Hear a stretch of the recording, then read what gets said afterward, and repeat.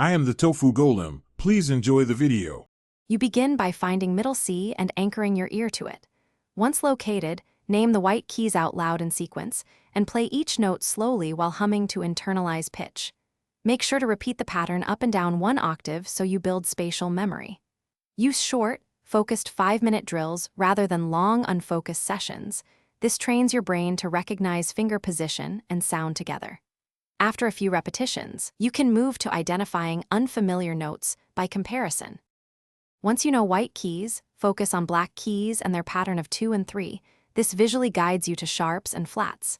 You should practice common intervals like a major third or perfect fifth by playing the root then the interval. This trains relational hearing so you identify notes by distance. Make sure to compare an unknown note to a known reference tone and name it by subtraction or addition. If needed, slow the tempo and isolate single intervals until recognition is automatic. You finish by labeling keys lightly and testing yourself.